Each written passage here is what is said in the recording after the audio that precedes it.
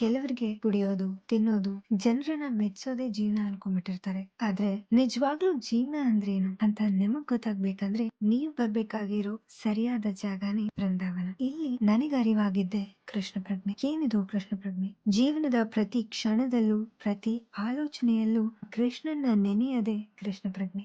ಭೌತಿಕ ಸುಖವನ್ನೇ ಬಯಸ್ತಿರೋ ಜನರಿಗೆ ಈ ರೀತಿ ಕೃಷ್ಣ ಪ್ರಜ್ಞೆಯಲ್ಲಿ ನಡೆಯೋದು ಕಷ್ಟ ಅನ್ನಿಸ್ಬೋದು. ಆದ್ರೆ ಯಾವಾಗ ನಾವು ಮಾಡೋ ಎಲ್ಲಾ ಕೆಲಸದಲ್ಲೂ ದೇವ್ರನ್ನ ಕಾಣ್ತೀವಿ, ಆಗ ನಾವ್ ತಿನ್ನೋ ಆಹಾರ ಕೂಡ ಪ್ರಸಾದ ಆಗುತ್ತೆ, ಕುಡಿಯೋ ನೀರು ತೀರ್ಥ ಆಗುತ್ತೆ, ನಾವ್ ಆಡೋ ಎಲ್ಲಾ ಮಾತುಗಳು ದೇವರ ನಾಮಸ್ಮರಣೆ ಆಗುತ್ತೆ, ನಾವ್ ನಡೆಯೋ ಪ್ರತಿಯೊಂದು ಹೆಜ್ಜೆ ಕೂಡ ತೀರ್ಥಯಾತ್ರೆ ಆಗುತ್ತೆ. ಹೀಗೆ ನನಗೆ ಸರಿಯಾದ ಜ್ಞಾನ ಸಿಕ್ಕಿದ್ದೆ ನಮ್ಮ ವೃಂದಾವನ ಚಂದ್ರೋದಯ ಮಂದಿರದಲ್ಲಿ. ಇದು ಮುಂಬರುವ ಜಗತ್ತಿನ ಅತಿ ಎತ್ತರದ ಮಂದಿರವಾಗಲಿದೆ. 700 ಅಡಿ ಎತ್ತರಕ್ಕೆ ನಿರ್ಮಾಣವಾಗುತ್ತಿರುವ ಈ ಮಂದಿರವು ನಮ್ಮ ಸಂಸ್ಕೃತಿಯ ವೈಭವವನ್ನು ಜಗತ್ತಿಗೆ ತೋರಿಸುವ ಮಹಾಯತ್ನ ಮಾಡಿದೆ. ನೀವು ಕೂಡ ಈ ಪವಿತ್ರ ಕಾರ್ಯದಲ್ಲಿ ಭಾಗವಹಿಸಿರಿ.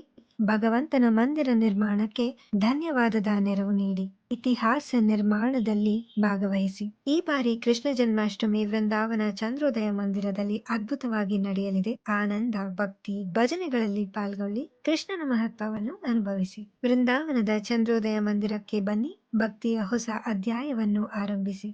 ನಮಸ್ತೆ. ರಾಧೆ ರಾಧೆ.